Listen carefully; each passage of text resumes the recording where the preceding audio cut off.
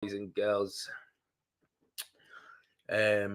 Yeah, so Wednesday night live, we're in the gaff, in the place to be. It's with Renovate TV. Renovate TV, yeah, how about that?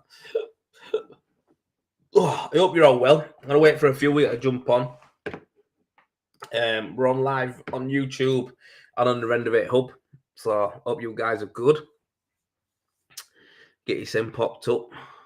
Say hello. Let me know you can see us. Hope you're all good. Make sure you can see us, boys and it's just lads in here. I don't think there's really any lasses in there, but yeah, man. Everybody, hope you're good. I'm going to tell you about my day. Ooh, what a belter of a day I've had. Put that on mute. Oof, when I tell you about the belter of a day that I've had, you're all going to laugh and go, wow. It's been mad. Trust me, it's been a mad one. It has not been the best day for me. Hey up, Marcus, hope you're good. Hope you are good, my pal. Hope you are good. Yes, Jay. Hope you're all right, my pal, as well. Hope you're good. Hope you're good. Today we should have Stuart coming on around 7:30, just for a little chat about something that I've been seeing going on a lot. To be fair, I've been seeing a lot of people getting cancelled on, man. Getting cancelled, jobs cancelled on them and stuff like that. So we're gonna have a chat about that at 7:30. Get Stuart on there and we'll have a go. So see if we can help some of you out and give you guys some encouragement to do, some minor changes that'll help you out big time. That's all. That's all it is. Just some minor changes to help you out big time. But yeah, let me tell you what's been going on today, man. So obviously yesterday, you seen that I scratched that full gable end, got it all on. I worked out there's about 67, 65, 70 meters on that gable end. I've tackled them before. So it's not really a difficult gable end. The way I break them down and do them, it's not too hard. You do know you've done a day's graft on them, right? But anyway, today's come. So oi, Rob Kelly. Okay. So what happened is, right, got there today. Got there crack of dawn, freezing cold. So I thought, right, let me just fucking get a buddy. So when I got a buddy, come back, it was -3 on site. -3. So yes, Mark Neeson, hope you're good, mate. So I'm up there, -3, set up the machine because I know it's getting warmer, so the temperature started to rise. So I'm going for it. It's all right, man. This wall's not frozen. So mixed up, got machine out, set up, mixed up. We're on. Sprayed the peak. So sprayed the top of the gaff, sprayed it, got it on, ruled it. Gone down a little bit lower so I can get down to the next lift, ruled it. Sun's coming round, so when I ruled it up, it wasn't drying or like that, but it was like, how do you say it? It was like, I know that the sun rays are going to make it go a little bit shit on top. So I thought, you know what, I'll get some mesh on this and I'll close it. So I stuck some mesh on that, closed it up. Absolutely beautiful. Gone down to the next lift. So I sprayed the full lift across, ruling it up, ruling the lift up and meshed it. Right. Done the middle lift, top lift, buzzing. I'm thinking, yes. All I've got to do now is pull in between the scaff and the bottom, which is just the easiest part of the job, innit? You're buzzing. So, ruled it, meshed it, spatted it. Mate, machine, right? I've turned it on and the motor's going, air's on, but no gears coming through. So I'm thinking, no, what's going on here? I ain't got a blockage or I took nozzle off, checked it, thinking, nah, if I had a blockage, it wouldn't kick up. So anyway, I've gone down to the machine, left the gun pointed downwards to the floor and opened it up. Machine started up, everything's done, it started spinning. I thought, wow. The only thing that could have happened here is that the mixing shaft has broken, it's gone. So basically, I rang Si up, said, Si, this is the scenario, this is the sketch. And he said straight away what was in my mind. He went, yeah, mixing shaft broke. So I was like, fuck. Man, I'm halfway down a gable. I'm halfway down gable, man. So anyway, and I just done a fresh mix as well. So I had a full hopper full of gear. Oh, fuck. So I'm like, no way. Si, legend, mate. Got me a new mixing shaft and drove over. Luckily enough, I'm not too far from depot. To be fair, I'm in Cleckheaton and it's not too far. So he drove over. As he's driving over, I'm clearing it out and I'm taking off the broken mixing shaft. And what's that? Wayne Cox knows. Yeah. So I think when Si's got there, he actually said to me, he goes, "Is this the first time it's ever happened to you?" I said, "Mate, I've barred this machine and it's the first time it's ever happened." He said, "Wayne's had it happen twice." I thought, wow, that must be some madness, mate. So yeah, I don't know what it is with. Well, it's a wearing part, isn't it? It's if you have a K4 or any other type of machine, the mixing shaft is something that you do have to change. You probably have to change it every year. And when you think about it, mine's probably coming up to around a year worth of work. So yeah, it has had its wear and tear. So it is a wearing part. I understand it's something you're gonna have to do, but I wasn't aware of it. Like I never knew that anyone had a problem with it. So it's new to me, but I'm glad I know now. But anyway, we changed it and put it back on. Obviously, between side getting there and then us emptying the machine out and then putting it back on and going again, we're a good hour and a half probably. Done that. Oi, cat's carrying on. So yeah, done that. And then yeah, it were like that were like probably 2:00, 2:30.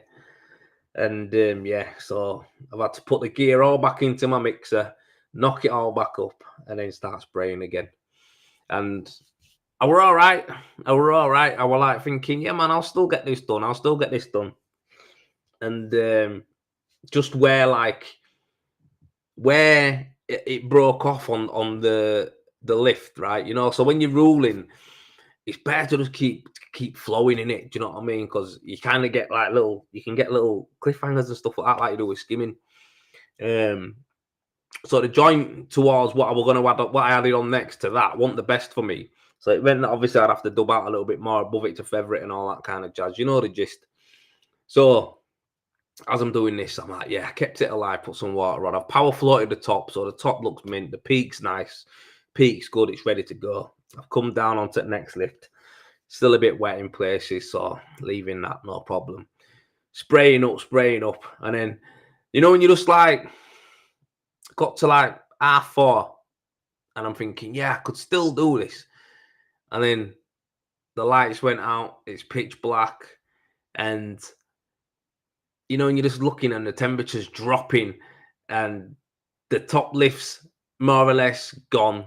The middle lift, which is the one that I was going to float up, is on its way and the bottom's piss wet through. So I just was like, that's like 3 different things, man, that I like, I could be here to midnight and I'm not really into none of that, me. So I was contemplating it. But yeah, I thought, fuck it, I'm going to get it rolled up, I'm going to mesh it, I'm going to flatten it out with spat, and tomorrow I'm going to come back, I'm going to wide bar any snots off, and I'm just going to skim it again. Now, this is something that I don't usually like to do. I don't really like to skim my walls anymore. I don't really like skimming. So it's something I'm going to have to do tomorrow, but I'll make sure that on the rest of the job, I won't be skimming. I'll be honest with you as well, these blocks on this job are pulling in nice, so I reckon I could probably get a couple of passes on some of the panels that I'm doing. So I think I'm going to probably go for it. Friday I'll see, because tomorrow I've got a meeting. We've got a team meeting with Predator tomorrow morning, and then from there I'm off straight over there, and then it's a skim job on that, and I'll do some taping up ready to rock and roll for for Friday. And then Friday I'll just probably knock out back of extension or something like that, get that nice, and then on Monday we go again.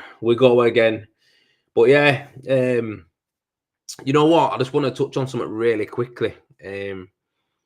With today, what happened, right? That usually, well, not I say usually, like stuff like this don't happen, mate.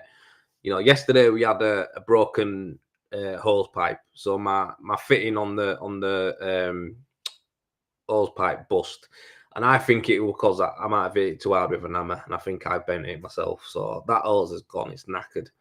But I've got the next one on. So I had the hose go on Wednesday, so that was something, right? The obviously the mixing shaft snapped, so that's another thing. And I'm just like thinking to myself, I hope this customer don't think I'm shit. That's what I'm thinking. He's probably thinking, "Oh, I got here, this guy, man. Look at his machine breaking and shit. Look at his, oh my god." So I was just like, oh. But he's the sound customers. Only thing to do is just to show him how it's done in it. So that's what I'm gonna have to do. Skim it, and then Friday the back, and then Monday I'll knock the pony out the rest of it with temperatures coming up as well. So I'm happy with that. But yeah, I just wanted to touch on it really quick, guys. Not usually, because this stuff doesn't happen. Very rare that this happens. But yeah, I think when it comes down to it, right? And you think if I don't explain it to you, something like that before, when I want in like the best mindset, or maybe you feel like you're under pressure, or you feel like you need stuff to go perfect all the time, or else your head comes off, doesn't it? So before, for me, in the past, this might have been something that had knocked me and made me feel a bit like, oh, do you know what I mean? The world's against me, or my head, I'd be pissed off, or I'd be upset. I'd be like, do you know what I mean? I'd be devil. But it just goes down to how everything that I've been doing to work on my mindset, how it's coming together and stuff like that. It's like it kind of bounced off me. Do you know what I mean? Like, I'm a little bit like, it's a pain in the ass. I have to skim it again tomorrow. Plus, obviously, I'm gonna have to pay for the gear that I'm gonna use extra, because I'm gonna use a little bit more gear now to go over it. And that don't play in your mind, but it comes into your mind. But the reality is, it's not the end of the world, is it? It's like fucking pain in the ass, but it's not the end of the world. But I put that down to my mindset right now. Positivity, and not just like, being positive all the time, but it's just like knowing where I'm at. Do you know what I mean? Like knowing where I'm at, with the, financially, workload wise, job wise, my career, where I'm going, what I'm doing. There ain't no surprises for me. There ain't no surprises for me, even though that was a surprise. But it's all about all the other stuff, having it lined up and organised. And that's something that I think that's why, with the End of It Hub and Stuart, who we're going to be have on in a minute with us, that's why, we do what we do as well, because we want to show you different techniques, different ways to manage your work life. Not therapists, we're not shrinks, you know what I mean? But we can give you bits of advice that'll make your life better. Now, I just feel like a lot of my things are coming together now. And what am I reading here? Yeah, it's a lot of things are like where I want to be at. Do you know what I mean? So I think we all can get to that level if we know what we're aiming for and work towards it. So I feel like for me, this is something that might have done my nutting a bit ago. I reckon a year ago, this would have properly done my nutting. I'd have come home, I'd have been in the mood with missus. She'd have been like, flipping heck, I don't need to see this, so it don't look good at home. She don't want me coming home being pissed off and upset. I might have been like throwing my trowel on the floor. Customer don't want to see that. Do you know what I mean? So it's just one of them things where, mate, we regroup, we go again. And like Marcus says, it's resilience. I think my resilience levels are through the roof these days. Like a lot of stuff now just bounces off me, mate. I'm not really. I don't think there's much out there that can bother me anymore. I can't see it. I can't see it. I've had the worst things that can happen to you happen. Well, some of them, shall I say, some of the worst things that can happen. And then I've had the best things. So for me, I know what it's like to have good and bad. So for me right now, I'm nice. It's good. I'm happy. Got me little baby. Got me little family. Got me little business. Everything just ticks over. It's nice. I don't need to worry about impressing people. I don't need to worry about what other people are doing or not doing. It's just like, you know what? I'm nice, man. I'm enjoying it. But yeah, like Jay says, fuck it. He's saying, yeah, he's right. It's one way to look at it. For me, like I say, a lot of these things, man. Yeah, techniques, man. That's all they are. Mindset, technique, stuff like that. Just make stuff bounce off you. That's what it does. One of the things that I've noticed a lot, guys. I've just got a comment there, Matt Neeson. Problem solving is all part of it. It's how you cope in the situation. The angrier you get, the worse it becomes. Decent planning helps massively. Said from a veteran, mate. Said from an expert. Someone who's in high regard to me, mate. I rate this guy. Yeah, and I'd listen to that advice. Everything he said there is right. Getting angry never solves anything. Doesn't solve anything. Nothing. Honestly, kicking off and being pissed off, it doesn't solve all. Yeah, it's not the one. But yeah, it's one of them, man. This is gonna flow into something that a lot of you guys have been going through recently, which is I've seen so many people come up with getting cancellations. People saying that they wanted to get, jobs have been moved on, that they've gone with someone who's a little bit cheaper maybe as well. And, that time of year, people are thinking I'll save 50 quid, but they're not thinking about you. They're just like, yeah, cancelling your job that you had booked in, not knowing that you're relying on the money for your family. So they might be saying 50 quid, but, now you aren't getting anything. A lot of people, more than usual, I would say, I've seen this popping up. And it's not on. It's not good. But again, it's like, we're going to talk about it, me and Stuart now. Stuart's going to share some stuff on it because he's good at this, and a lot of the guys who are doing his mentoring group are actually implementing a lot of the stuff that he's been teaching them, and they're just getting better. They're just getting better. So I feel like it's all right me coming on here and telling you guys that you need to get a deposit and you need to, hold people accountable and stuff like that. But I think it's only right that Stuart's on it as well, because he knows his shit as well. Do you know what I mean? And he's gone through this journey, and now he's putting other people through the journey. So we can chat about it and tell you how to maybe word it or how to get the confidence to do it. Do you know what I mean? So he's coming on at past. It's 18 minutes past. So yeah, we're going to get him on there. That's going to be good. I'll answer a couple of questions if anyone's got any coming in. Leo Hayward had my van gearbox going, then same week got it back, got smashed into, wallet stolen, kit stolen, but bounced back and carry on. Leo, mate, that is a week. That is a week from hell, that. But you know what, mate? You're here and you can write that and you can say it and you can crack on, can't you? Good on you, mate. Wayne Cox, I lost the job today because I'm trying to sort work out that I've been held up on with the weather. So you had a customer basically because you was doing something else that pulled the job from you. Okay. Yeah, that's not, again, I think communication's vital with all customers, to be fair. I think if you're not communicating, then it's kind of one of them. But you knowing you would not do that. You know what I mean? You're on ball with it. So yeah, if they're not understanding with that, mate, I mean, you got to be careful with someone who could just go bent like that, aren't you? So maybe you've dodged a bullet, mate. Maybe you've dodged a bullet. You might have done. But yeah, man, people, you know what they're like, man. Yeah, so I've just started using a new software to do my videos, and I kind of like it, but I'm just trying to still get to grips with it. It looks a bit fancy, a bit modern, but I'm just like, I'm trying to get used to it.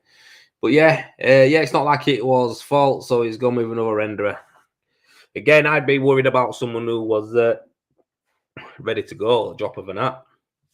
That's my opinion. Drop of an hat's no good. It must not be the best if he's not busy enough like that. But again, it's not that he might have been dropped off another job as well. So there's loads of different ways to think about it and look at it. But yeah, man, it is what it is. It is what it is. But yeah, that's my day, and I'm not gonna cry about it. It is what it is. But I'll tell you what, yeah, I think Stuart, are you ready? Yeah? Okay. So it's 21 minutes past, right? Stuart sat in the green room. So you know what I'm thinking? I'll bring him back on. I'll bring him on now, sorry. And we'll get to it because we can like I say, end the session, you can ask me any questions you want. But yeah, I just think it's good we'll get him on now. So Leo, they call you back when they see the walls looking like wavy, baby. No point in stressing over things you can't control. Great point of view. Although these things are easy to say, still do them, don't we? He reckoned he finished work last week for the year and having December off. Yeah, well, I was meant to do that, but then I got a job that I wanted to do. But anyway, listen, I'm going to bring Stuart in now. I'm going to crack on.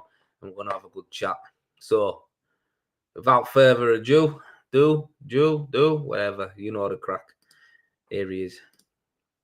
Stu! Yes, Joel, how are you, brother? Oh, shit. Can you hear me? I can hear you. Can you hear me? Yeah, I've got you now. I had my computer on mute, mate. Yeah, you switched up the software or something, haven't you? What are you using? It's called Restream. Ah, okay. Yeah. You see and hear me okay? Because I've had to jump into my son's room this evening. Yeah. Because my studio is out of action. My heater's gone down in the man cave. So I've just kicked my son out of his bedroom and come up here. Yeah, his bedroom looks cool, man. It looks like a studio as well. Hey, he's got a better room than me, mate. Yeah, it looks nice in there. Yeah, man. it's all right. I should start using it up here, shouldn't I? Actually, it's a bit more comfortable. Yeah, it's a nice room, that, mate. But yeah, I just caught on to this because I used it last time. I used it for I was streaming onto YouTube, and then I had what's the one that we used? Facebook. Nah, the other one. Oh, that's StreamYard. Yeah, I had StreamYard for Facebook, and yeah, I don't know. I just went to renew them both. Then I had a look at them to see what they were, and this one were a little bit cheaper. So I thought, you know what, I'm gonna be tightening my belt. You know what I mean? Baby formula ain't cheap these days. So that's it. I'll tell you what though, I can hear you, but I can't see anything. I can only hear you, Joel. You can't see me. But I'm happy to crack on as we are. But I don't know whether you need to press anything your end, or I have to press anything my end, or I don't know why you can't see me. Maybe what have you got it on single person or something? Let's just see if there's any settings on here. Hold on. There we go. It's popped up now. I just pressed something. I can see you now, mate. Yeah, cool, man. Sorted. All good. Looks quite smart, actually.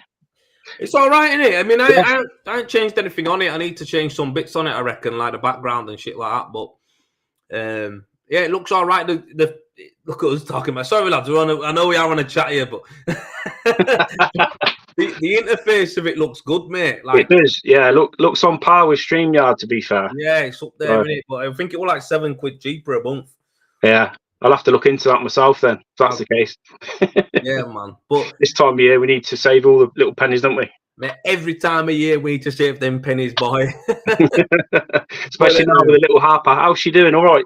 Yeah, she's great, mate. She's great. She went to Tropical World today with her mum and her grandparents went as well. Sarah's mum and dad drove from France, so they went over. While I were at work, they were sending me pictures there, and I'm outside in freezing cold, and they're in Tropical World in Leeds. It's like a Tropical World, mate. It's like being in Africa or something. Do you know what I mean? And I'm outside freezing my ass off, and they're in there. So that was nice. Tell you what, she's getting big, isn't she, Joel? Yeah, she's growing, mate. She's growing, mate. I see. I like that little swimming shot that you put on. Yeah. She's in the water young. Yeah, every Monday. Skills, isn't it? Yeah, it's every Monday night we do that, mate. We've been 3 times now. And she Best loves thing you can do, isn't it? Yeah, she loves it. I didn't get to do all like that. Do you know what I mean? So same. You know, yeah, if I can take her to do as many things as she can to make her better, I'll do it. So yeah, she loves it, mate. Underneath water and everything. I couldn't believe it. Swimming underwater and lots. So bless her. Yeah, it's good, mate. It's good. But yeah, so Stu, man, I know message you short notice, and they said it'd be good if we could have a chat about this, because I was just saying to guys then that I've seen a lot of people are getting cancellations and that, and I just thought, you know what, Stuart's the man for this. He knows his stuff, and it'd be good to have a chat with you about it, because it's not on really, but I think guys need to know that there's stuff that they can do, to stop this happening. Definitely. Yeah, 100%, mate. I think it's vital. It's vital to take deposits, Joel. Vital, especially you boys that are doing these like rendering and EWI systems, because they're not cheap to supply. No. So I think I know a lot of lads that they get their client to supply or whatever, but personally, I think we should be supplying, as a business, as a service, taking all the headache and the pressure away from the job. More chance of winning the work. Get rid of waste. I think we should cover everything. That's just my opinion, but I agree with that. Yeah, offer a start to finish package service, full service. Take all the headache away from the customer. But if we're doing that, we've got some serious out there, haven't we? Like IWI systems as well. They're not cheap. But I was taking deposits even on reskims, mate. I was taking a 25% deposit. And the reason it all started for me is because I got bounced the night before a big job started. That was an internal wall insulation when I just got started getting into internal wall insulation, and I ordered some boards in called Celotex PL4000, which is when PIR sort of hit the market, the PIR plasterboard. Yeah. And I ordered about 20 sheets in through Build Base. They ordered it in for me. And they did say at the time, listen, this is non-returnable because we're ordering it in for you. And I said, yeah, sound, no worries. So parted with my cash, got them dropped off at my house. They had to go on the roof rack because I couldn't fit 8x4s in my crew cab back then. And the night before, I got a text off the customer saying, decided to go EWI now, Stu. Don't worry about starting in the morning. No. And I'm like, but this probably like the third time it had happened at this point in my career, but it would always been small jobs up until this happened. So it was frustrating and annoying, but not a showstopper sort of thing. But I was stuck with these boards. Luckily, a mate stashed them in his garage. I say I didn't have a lockup. I didn't have a big van at the time, nothing like that. And they come in, and I was able to reuse them about 6 weeks later. Managed to get another job in. But it's not the point. We need to be protecting ourselves against this problem that's happening. And that's just obviously one perk. It stops cancellations. There's, like I spoke about in other videos, there's so many perks and pros to taking job deposits. It's going to give you a pile of working capital there to work from in your business. You've always got cash at hand. You're not going to be chasing the deadlines, running for that deadline so you can get the payment. You've got money in your business now. You don't need a line of credit anymore because like I say, you got money there. So and like I spoke before, but if you're in a situation where you're relying on a line of credit and then you get bounced, you've got issues with your supplier there, and you can have fallout with your supplier, so it can have a domino effect. And I just think there's so many positives to taking money on booking. But there's still many lads that are on the fence with it and hesitating. But I tell you what, in the mentoring group, the boys that have done this, they've said to me, Stu, absolute game changer. It's completely changed the game for me in terms of cash to hand. I'm more relaxed at work. I'm working at a more steady pace. I'm not rushing. And the missus is happy because obviously we've got regular cash. Because when we're taking these deposits as well, it's not just, I'll cover my multi-finish. These deposits are to cover your income through the duration of that job, or at least until you get to another stage payment. Of course. Get the first floor knocked out. Take a bit more, and it's just the goal really with it is just to create weekly cash flow, isn't it? If we're sole trader mercenaries, we need weekly money because we've got weekly bills, so we need weekly income, don't we? So that's why it all started off, and of course, because it works for me, trial talk and the mentoring group, because these systems have worked for me. I'm keen to then pass that down then and share it on.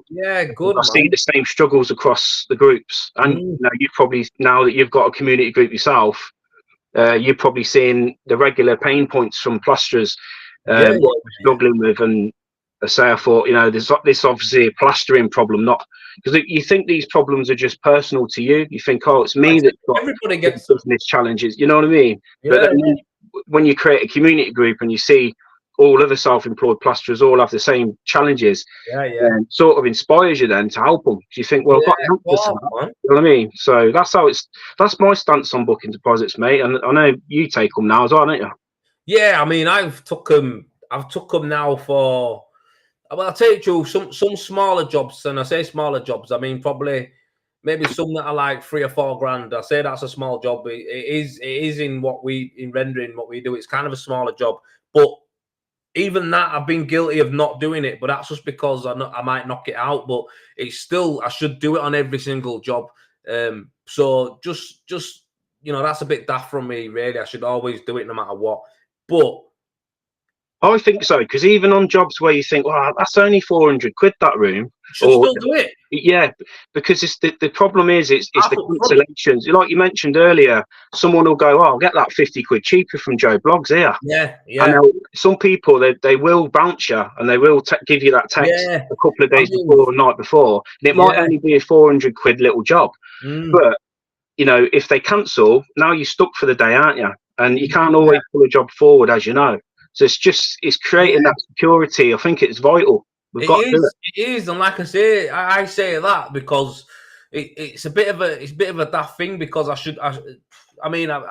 of them that I do it with is a builder and he's totally sound. You know what I mean? Like, so for instance, we've got a relationship, and for instance, I've done a job and I've got a garden wall to finish there.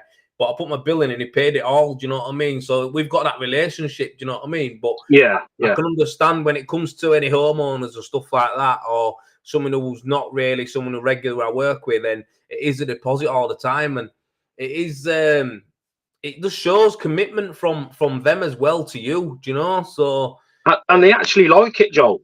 Yeah, that's sort of mad. Like Alec posted up on the mentoring group earlier, and he says, since I've implemented this booking deposits, I seem to be winning more jobs, not less. And customers seem to be really keen on, because if you think about it from their angle, it's locked it in for them as well.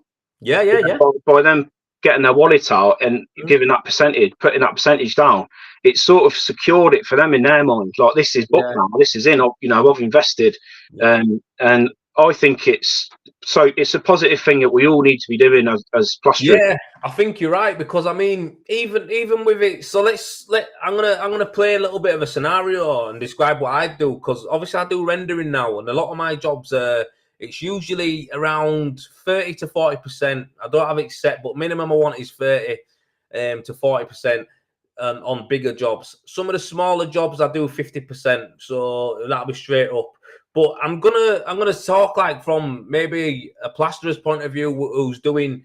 It seems to me like the people who are getting cancelled on are the ones where it's like the bedrooms here, the living rooms there, the smaller jobs, anything sub £1,000. I reckon that's where the people are getting bumped on. Do you know what I mean? I think some of the bigger stuff, hopefully a lot of people are taking deposits, but and also the homeowners. I don't know if they're more committed to that. I don't know, because I think there's a full process to actually going with a customer, which is something we could talk about another time. But I think when it comes to the people who are getting like these bedrooms in, because that's what it seems to be. It seems to be like, oh, well, they've just said I'm not getting it done now, or they want someone else to do it for a bit cheaper. You've still got to take your deposit there. And I think 100%. Do you know what I reckon? If I was like I said, I'll do a scenario. If I were going back into plastering to do plastering more often than rendering, I will going down that route again. I would be wanting now 50% upon accepting my quote. I'd want 50%. Now that might be quite high, and people might be thinking you'll never get 50%. That's what I charge.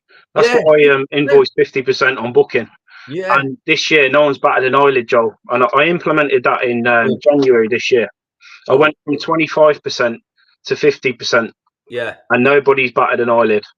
Unbelievable. And I mean, the thing is as well, if you do get a little bit of resistance or someone's a bit uncomfortable with it, be flexible. Like, oh, this stuff ain't set in stone. And you like I was talking to somebody on Trial Talk recently, and he said, do you do this on every single job?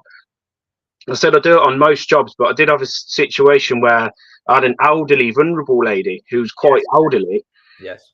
And I straight away, I thought to myself, this lady ain't going to be paying 50% up front, because she's of a generation where, number one, it's not heard of. She's used to tradesmen obviously doing the job and paying at the end. She's of the old school, and on top of that, she's vulnerable as well. Yeah. So her family and friends and that, they'll be like, "What, tradesman asking you for half of the money?" No. Yeah. And you've just got to use your common sense, because in that situation, I can't turn around to Ethel and say, "Check out my social proof on Google." No. Check out all my content, and you'll see. You know, I've got 157 5-star reviews. She'd be like, "What are you on about?" You know. Yeah. We've got to use your common sense. And then, so what I did in that situation is I still worked it in my favor, because I said, listen, I'd normally take a deposit. I'm not going to do that on this occasion. What I'd like to do is invoice you room for room. So as soon as I've done the lounge, for example, I'll finish that and I'll give you the bill, and that's due like immediately. It's payment on receipt. Is that okay? You comfortable with that? She's like, absolutely fine, no problem. So we'll just move through the job like that. And a lot of plasterers do that. Like they'll take on a whole house, for example, and I'll move through the property room for room. That's a smart way of doing it. That's what I did on my last big job that I did. There's nothing wrong with that. So this idea of the deposits, I'm not saying you have to go and charge 50% every single time you book a job, but the goal really is to create weekly cash flow and to minimize your risk, so you're not all out. Like, you're not paying 400 quid on multi-finish beads, PVA, plasterboards, screws, fuel, all the rest of it, and then they're giving you the ghosting, and you're thinking, hang on a minute, I'm 600 quid in the hole, I've not earned any money for a fortnight, get an earache off the missus, Christmas is around the corner, you've just killed your cash flow. So it's just about creating scenarios where you can create weekly cash flow, and you're minimizing your outlay. At the end of the day, you should, in my opinion, you should never use your own personal money to cash flow other people's renovation projects. You should use the business's money, not your money. Not your money, mate. Never.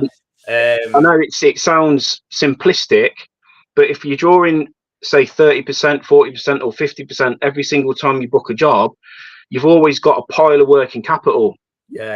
As long as you're disciplined, you don't go off, splashing out on silly things and thinking, oh, I'm rich now, I can go on holiday. You got to obviously realise, like, this ain't your money.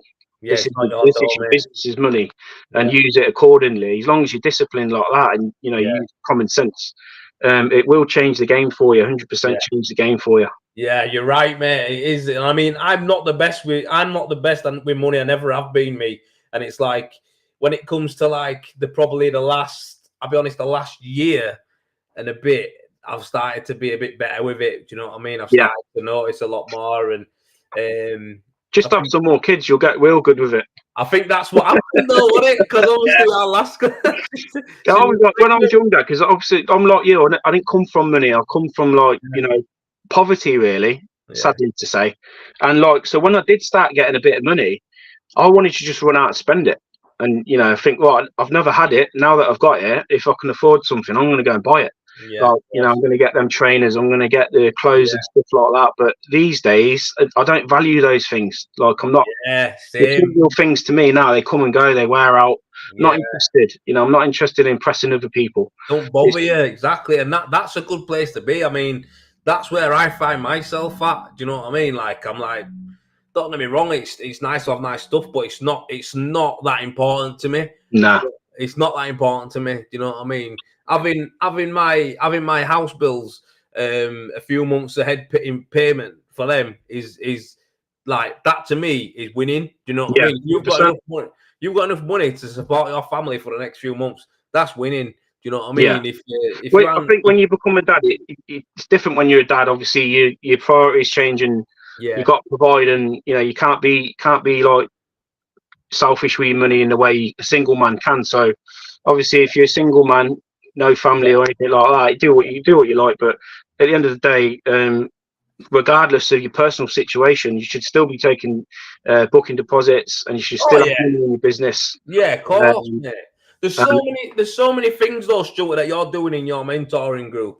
And it's like, this is just one of them. Do you know what I mean? This is just one thing. And I feel like there's a stigma in this game. And I think anyone who's watching this, or anyone who watches, the Trial Talk group and the other guys who do videos as well, like Eric, who answers a lot of questions, and Kirk does a lot of videos and stuff like that. It's like, listen, man, it's all, when you hear us say it sounds so easy. I understand that, but it's something that we've all gone through, and it's something that we've all at one time said, nah, you can't get a deposit. No, you can't get a deposit. And now we're like, yeah, we have to have a deposit. Like, it's no problem. I think a lot of people are scared to talk about money when it comes to your customers and your jobs. I think that's another thing. I used to do it. I used to go like that to them. Oh, well, I'll have to go away and work it out. I'd never give anyone a price on the spot, but I know how much a semi-detached house costs to render. So if someone says to me, how much is it going to be? I can be like, well, it's going to be around the 12 grand mark. Yeah. I don't feel no way to say that to them. It don't make a difference. It's like, that's just where it's going to be at, around there. It's confidence. Yeah, but before, I used to be like, oh, I don't know, I have to send it through, I have to go away, and then almost hide behind an email or a text. Do you know what I mean? I did it for years, yeah. I think it's natural for people to do that, because like you say, money's a dirty word, and it's uncomfortable to talk. But as a business owner, you have to be willing to talk about money. Yeah. You have to get past that discomfort, because at the end of the day, you're running a business. Yeah. And none of us are running non-profits, are we? No, we're in business to earn profit. We keep forgetting that. We keep thinking, I'll go and do that job. I like doing a bit of lime. I like doing a bit of this and a bit of coving. And it's like, no, forget about what you like. I mean, what you like is important. Don't get me wrong. Yeah, it is important. But you can't just be cherry picking jobs because you like what you're doing. You've also got to keep in mind profit. It's getting the balance right. It's what you enjoy, but that's also profitable, isn't it? You should be pushing the most profitable service that you offer. Simple as that. 100%. Simple as that. And that doesn't just go by what the market is. So people seem to think that renderers make loads of money. The reality is this: there are renderers who make nothing. True. Because they don't know how to price. They don't know how to buy materials. They don't know how to do a job properly, as in like scheduling it and planning it. So there's no way. Like, if I were going to go back into plastering and do that, or if I were going to go do airless, the way I'd structure it and market it to make it maximize the profit. So a lot of you guys, it don't matter what you do, you can still make that a big profitable. Definitely. Business, if it becomes your specialty, you've got to be known. You've got to be like, people think of Joel Cook, they think, oh yeah, he's a fin coat guy, and he also trains plasterers now, and he's a specialist, rendering specialist, and machine render specialist. They know within a few seconds what you do, who you are. Yeah, that's we all need that association when your name's dropped. Oh, I know Stu Roberts does the internal wall installation and stuff. And you need, all of us need that, because if you're just a general contractor or general plasterer, that sort of, although it's great to have all these multiple different skills and stuff like that, it's brilliant. In today's world, in today's market, that's just diluting your skill levels down almost in the marketplace, because what you focus on the most is where the profit will be. So rather than doing a little bit of this and a little bit of that, they say what gets measured gets improved. So let's say you do half a dozen rendering jobs, they're all quite similar. Now you can start looking at the costs and the time frames on them jobs, thinking, hang on a minute, I can cut some costs here, I can speed that up there. I know exactly how that one's going to go and how long that's going to take, because now you're an expert in it. And that's how you become not only more efficient, but your customers start associating you, like I said, with a certain niche. And that's the way. That's the way to go, man. I mean, I think with plastering, it's like I think I say it sometimes, but saying I go, it's overpopulated and it's hard to set apart, from people. But I still think you can do it. I still think you can. Oh, you can.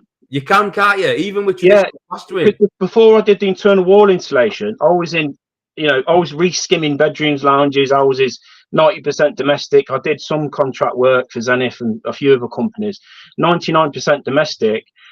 And Coventry is saturated for plasterers like most other cities. So if you type into Google plasterer Coventry, for example, you see all these red dots popping up all over Google Maps, like bloody ants on a fucking ice lolly, loads of them everywhere. And I had to sort of push past all them and become, and I was only skimming really.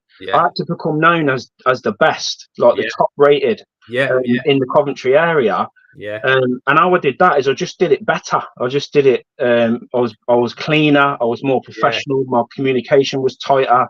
And you know, all these little touches. I weren't better than them on the tools. No. Or anything like that. But I was a better businessman. And I was better at marketing. And of course, people. You catch people's eye then, like in a busy market, and people are confused. They'll always turn to a brand they can trust.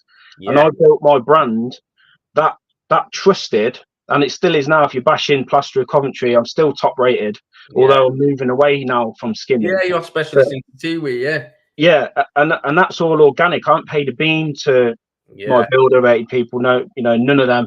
That's all organic. And that's what I was ranting on about the other day on that video. This is how it's done. You don't need to be spending £400-500 a month to all these companies that promise you this and that. And it's mad, isn't it?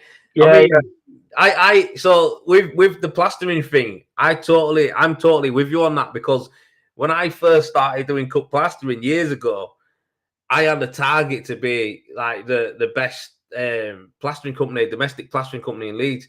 And honestly, mate, I was doing stuff that people didn't even think of around there. Like, people were like, yo, I was going into bars in nightclubs in Leeds, and people were like, you're that guy off of LinkedIn, you're that guy off of Facebook, aren't you, that plasterer? And I'd be like, how the fuck do you know? I even had people, right, because I actually got a hashtag called Leeds Finest. That's what I used to call myself, Leeds Finest. And then be like, people are going, Leeds Finest. And I'd be like, that's who it is. That's brilliant, that is. And that was just marketing. Do you know what I mean? Yeah.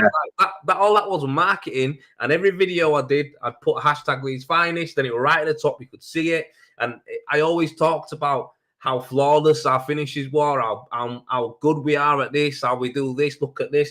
It's clean, it's tidy, it's sharp. And I'd always take artistic photos of like niche things. Like, so we got nice jobs like chapels and stuff like that. And I'd take photos of like the arches and the curved ceilings, and that's where people like, wow, these look art plasterers, they're artists.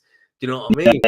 And that's how we went. That's so important. Marketing is so important, Joel, but lads overlook it. I think I ain't got time to mess about doing all this socials and Google and all this. But if you don't do it, I'll give you an example of what I mean. You'll always hear lads say phrases like this, plasterers. Oh, I have a busy year next year. I'll see what comes in. I'll see what comes in. I always say, create what comes in. Like, create it yourself by doing, like you've just said there, taking certain images and sending certain messages out in the marketplace on your socials and your website and all this. That's going to attract a certain kind of client and a certain, you know, and supply and demand, obviously that comes into it as well. You've got to target something what you know there's a demand for. But I did this, like I say, going back when I was doing the reskims, I branded myself as SD Roberts quality plastering. And everything, all my little images, and it was all close-ups and quality work and how I'd present myself and how I'd run my business. I was trying to attract quality customers that were looking for a quality tradesman. And it's sort of, like you say, whatever you put out there in the way of marketing will be what you get back.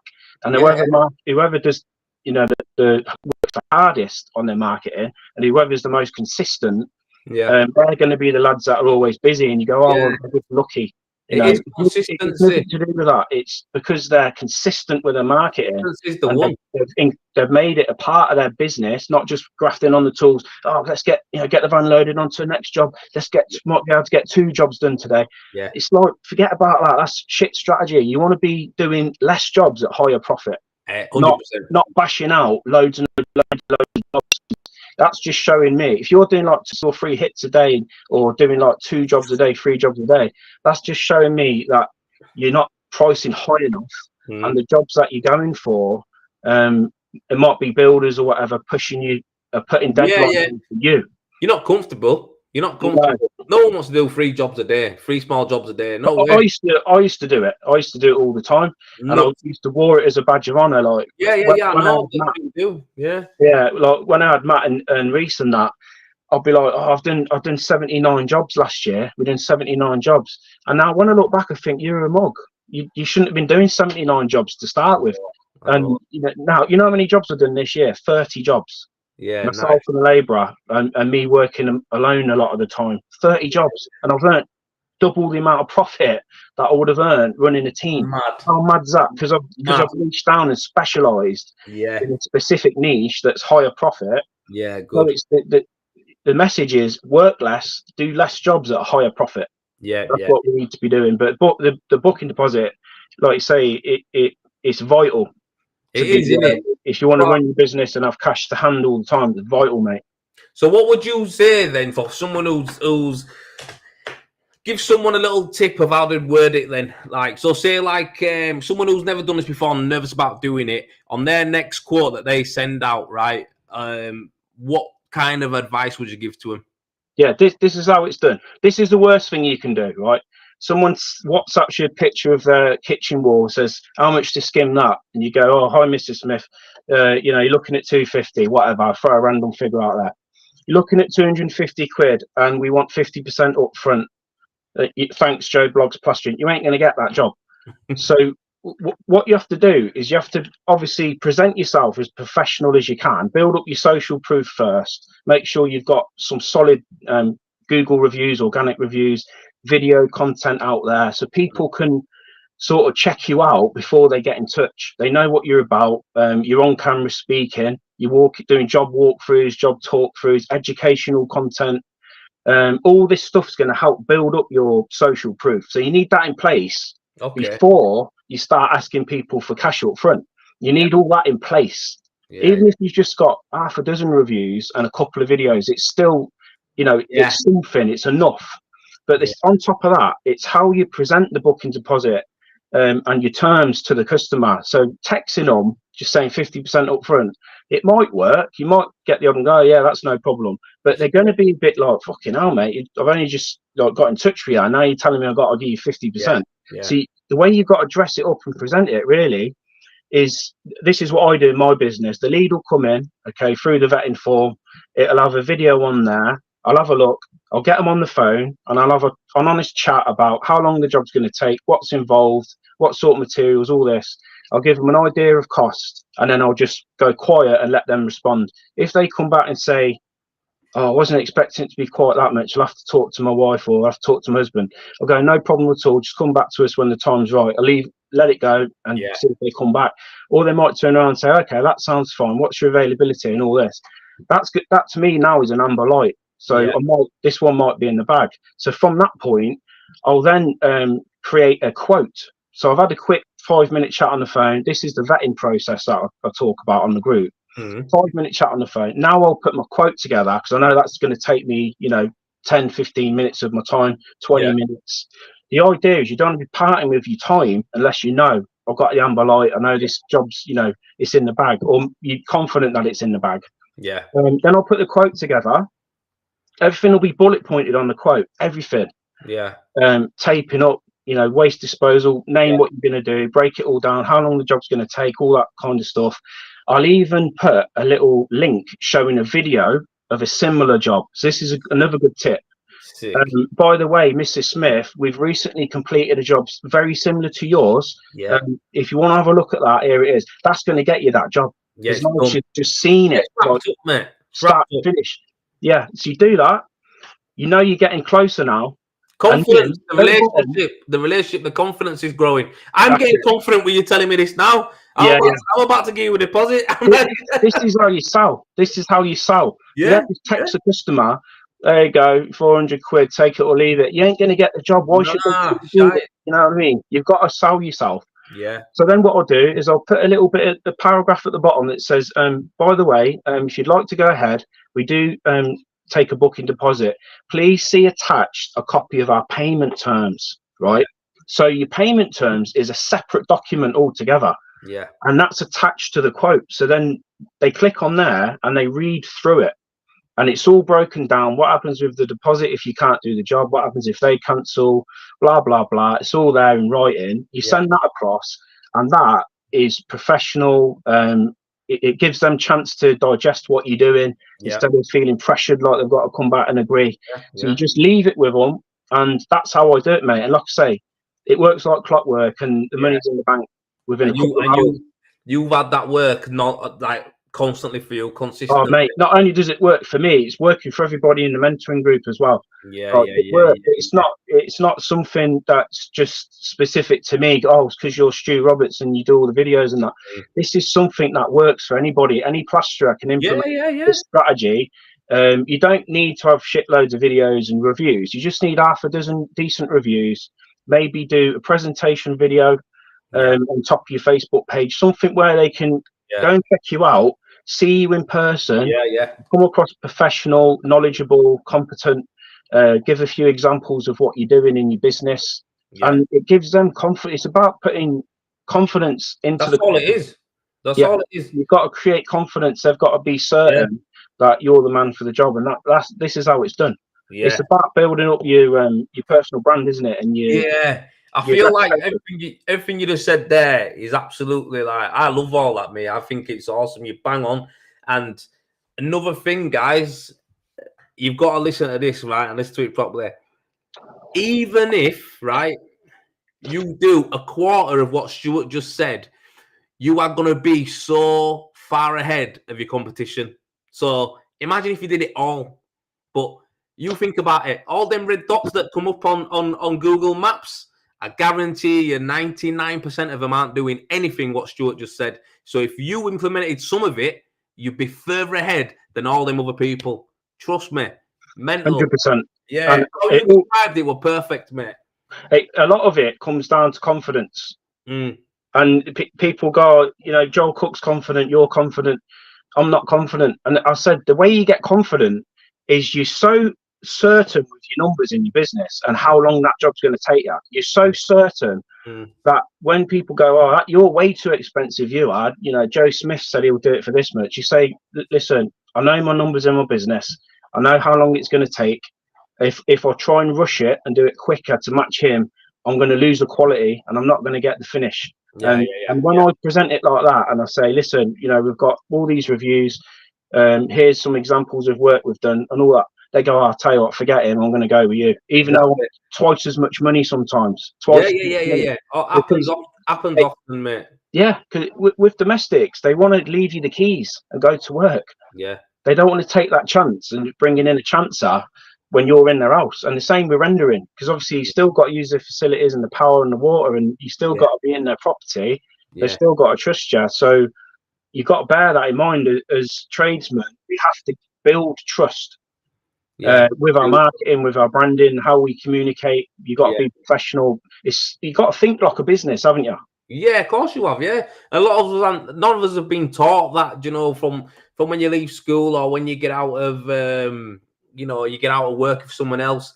No one's educated you in this, so you don't have a clue. Do you know what I mean? So it is hard to take on. I get that, but honestly, when you start implementing things that people like Stuart are telling you, and you start thinking, shit, that worked, and then you do something else, and you're like, whoa, that worked, and then you start, your confidence grows with every new thing that you try. So the lads, they don't know how to present the quote and sell. It's like when you said that you had a lad working with you and he was struggling in this area, and you said, listen, text the customer this paragraph. And he was like, it works, I got the job. It's because it's not that they're bad tradesmen or they're bad on the tools or nothing like that. It's because there's like you say, they're not trained in this area, but also they're not confident. So it's the confidence that's lacking in a lot of a lot of it is. We could go on and break down every aspect of doing it. It's like every confidence is a massive part. A lot of it's language as well, how you phrase stuff and how you word things and how you say it. And your delivery is important. Like I say, I learned a lot of that, Stuart, from audiobooks. I listened to a lot of audiobooks. And it got me into the psychology of people. So it was like when I'm talking to someone, I kind of I don't know. I find myself being a better communicator, you know, with a customer, and I can build the relationship better up because it's not about me, it's about them. And, you know, I want them to feel good and you know, be heard. That's what it is a lot of the time. So, yeah, I think there's a lot of stuff that you could go into. But, I mean, Stuart does all this on his mentoring group on Travel Talk. Like I say, that's the only rail of a group that I take part in a lot of the time, do you know what I mean? And watch stuff like that because the stuff on there it's second to none. So if anyone wants to get on there, join your group. I think a lot of people who are on my group are on your group anyway, mate, to be honest. I think so, yeah. Some of them, yeah. Yeah, but I think you've got have you got a link for that? Can I put a link on my page when we get Yeah, I'll fire you one over. Yeah. I'll put a link when I come off, I'll bash a link in for you into the comment. Stick a link on, because what it is, I think there's a lot of guys on here, even renderers as well, who could you know, you can get some value from it, man. Get on there. But yeah, I think in a nutshell, we want you guys to start taking deposits and make it the norm. Make it the norm in plastering, especially in construction. But I mean, let's just talk about plastering and rendering. Let's make it the norm where all plasterers ask for a deposit. All plasterers ask for a stage payment. You know, customers shouldn't be shocked when people are asking for this, because you know, they pay for the shopping up front, don't they? They pay for, you know, your gas and your electricity up front. You don't start messing about with that. But when it comes to getting something done on their house, we seem to think that we can't ask them.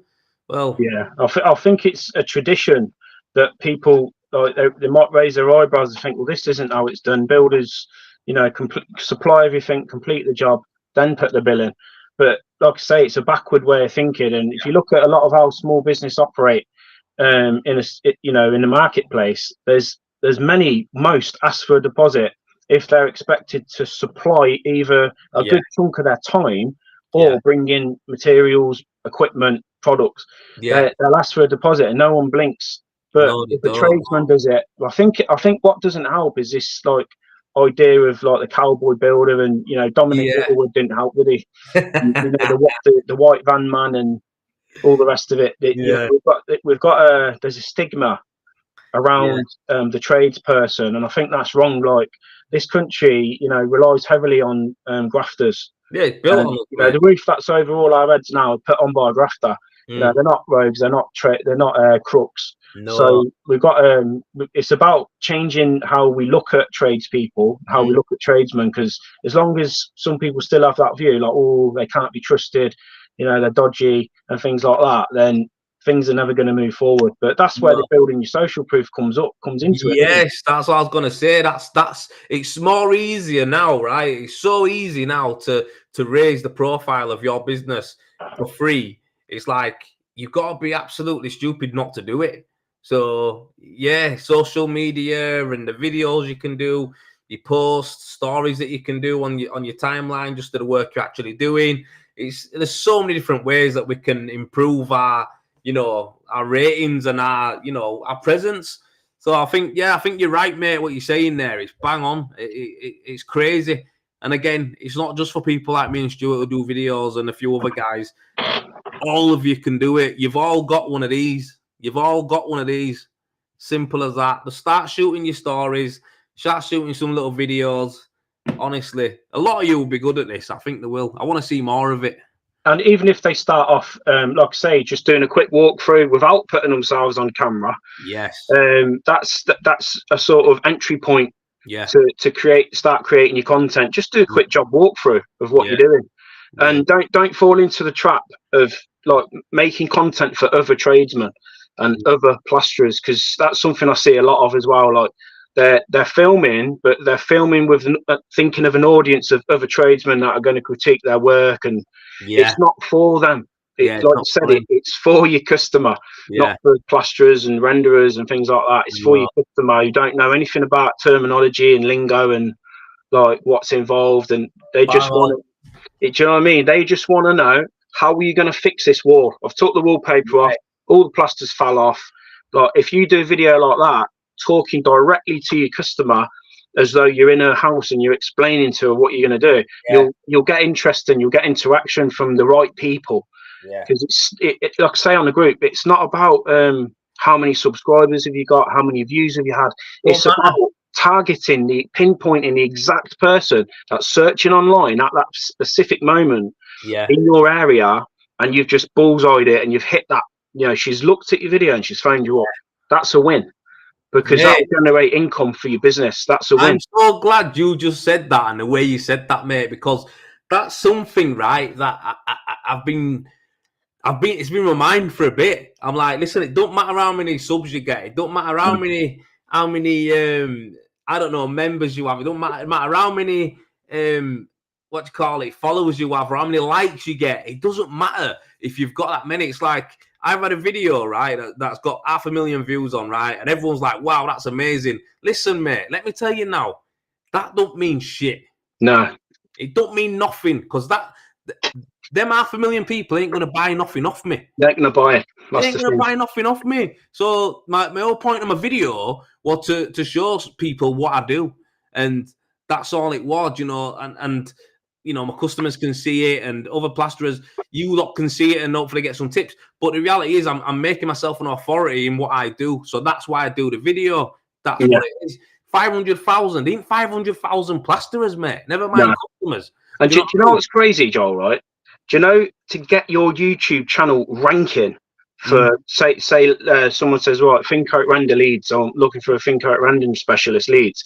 You don't need any subscribers, you don't need any views. All you need is the right piece of content with the right keywords. You can get that video ranking in your area, top page of Google.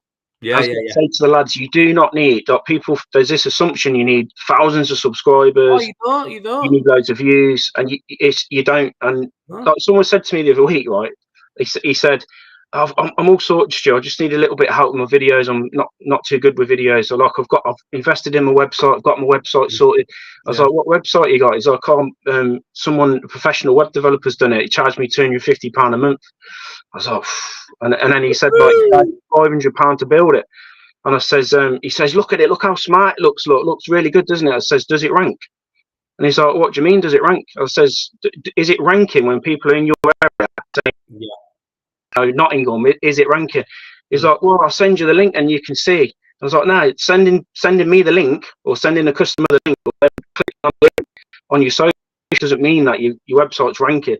You need people that are on Google typing in plaster and Nottingham. You need it bang at the top, first page of Google. It's not doing that. You're throwing money into a pit. You're wasting your money, because it's like having a bloody Porsche locked in the garage.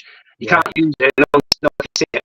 It's just a nice looking vehicle. Do you know what I mean? So £50 a month, you want results, mate. Do you know what I mean? You need results, and they can't promise you it, because a lot of the stuff out there is organic. It's like when you type in machine rendering and stuff like that, or a spray render machine, certain words, I haven't written them all down yet, but I've got videos that I shot ages ago that come up on Google on the first page of my K4, and it's like, honestly, it's mad. I think, and as well, when us being in a niche market as well, it's easier to rank as well. So it's easy to rank for local, like local marketing. Yeah, that's where we've got the upper hand over Checker Trade and all these big web developers and all that.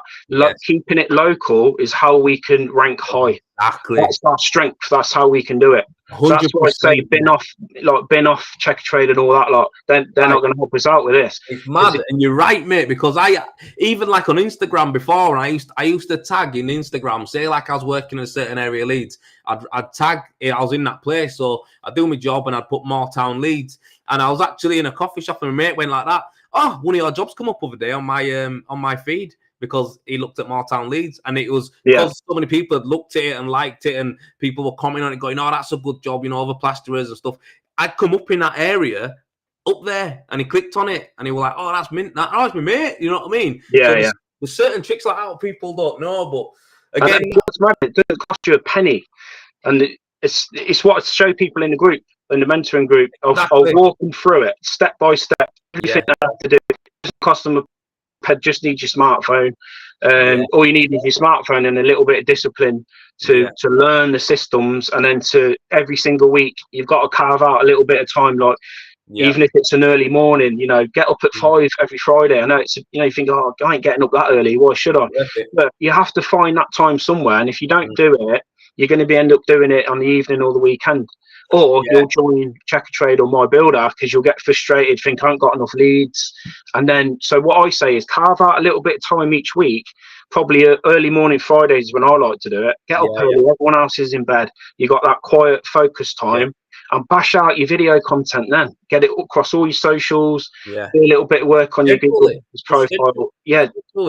Do it. Get the discipline in place every single week. You'll start seeing results. You'll start seeing that needle moving, and your rankings will get higher, and you'll get more leads coming in. It does work. It's all stuff that works. It does work, mate. I know it does. Like I say, you've done it. I've done it, and now you're showing other people to do it on your mentoring group. Yeah, man. I think it's one of them. I want to. I think we'll do these every so often, Stu, because I think little nuggets are nice, but you got to understand it's more concentrated when it's in your group. You know what I mean? You do it. You do more. How often do you do it? Sorry, how often do you? I'm in there. I'm in there every week. Every Thursday. So I'll be in there tomorrow night at 7. But the video content lessons that I've piled up now you're talking hours and hours of content now. That's in there. So it's on demand. So it's not like people have got to join and think, oh, I've got to be a specific place, specific time to do this course. It's literally, you can dip in and out of it and do it whenever you want. So it's the videos are pre-recorded and it walks you through step by step. And then I'm in every week just to help people with anything that they're stuck on, or if they've got a specific struggle or they're just stressed out. Like you said, you've had a shit day. I've had a shit day as well today because I started an internal corksole job. I shared it with a group, but the walls were that saturated with condensation, Joel, on this house, right? When I was trying to stick the sheeting up with the tape, it wouldn't fucking stick to the walls. But you know, my labourer was getting stressed and that, and it's like you said earlier about having a little breather, regrouping, having a think, and coming back to your job again. That's what we had to do. He was getting stressed out. I was getting stressed out. I says, listen, there's a Greg's down the road. We'll go and get a festive bake and a brew, and we'll have a little think. And we ended up getting a little heater. We got some blue roll, dried all the walls off, and got some new tape, and we cracked it. But we wasted a lot of time trying to protect things, and this tape weren't sticking to the surfaces. But of course, it meant a bit of a late one. But like you say, these things come up, and mindset, like you touched on earlier, mindset's another thing that's like vital. If you're self-employed, because if you go into self-employment with like almost like a victim mindset, thinking, oh, why me, you know, this shouldn't be happening to me, you ain't going to get too far before your wheels fall off. You've got to develop that like leadership mindset when you're running a business. And that's another thing that we talk about a lot on the live sessions and things like that. It's getting your head right, isn't it? Major thing. If not, right, mindset's probably the number one thing. It is the number one thing. Your mindset, if your mindset's not in it, you know, you can drop a lot of things, can't you, and not do what you're meant to do. I think the mindset for me is number one. And yeah, I feel like it's a cycle. I feel like you've got to work on your mindset, then it flows into your work, then it flows into your business, people you interact with. And yeah, I think finances, mindset and finances to me are very important, because you want to make sure your family's all right. First of all, and then obviously if you're good at what you do, you're good at what you do anyway, aren't you? But yeah, there's loads of things, Stuart. I think it's good that you're doing your group, and I feel like a lot of people should take advantage of it, because it's an hard fucking gig, isn't it, mate? It's an access point. Like the idea of it is, it's like the first access point to business coaching. Because obviously you and I know we've invested thousands, both of us have, over the years to learn a lot of the strategies that we use today, especially you with your selling and the psychology and things like that. People ain't always got that, or you know, available. You know, obviously you built your business up and you're in a position where you can invest back into yourself. But lads aren't even getting to that first step where they can think, I'm earning a few quid now. Now it's time to invest in myself and my training and my education. They're not even getting there because they're struggling to even get the right turnover and have job leads consistent, where they can think, I've got 6, 7, 8 weeks booked. Let's look at the strategy, because if you ain't got that much work booked, you ain't going to be thinking anything about strategy. You're just going to be thinking, how do I get my next job? Yeah, I'm going to eat next month. That's what I'm thinking. I get that. So your mentoring group, the cost and stuff like that, to me is something I think is very affordable. It is affordable. There's no way about it. Like I say, I said it to you before. I said I think that price point there is it's mad. Like people, you get. Well, I want new lads who, you know, they might be 19, 20. They might be subbing, they might be self-employed, or they might be thinking, I want to be self-employed one day. Yeah. And I want it affordable so that they can join and be part of the group. Yeah, Things that are out of reach financially, they'll probably never look at coaching. Themselves, that's out of reach. Like, I ain't going to be able to learn that or pay for that. I know.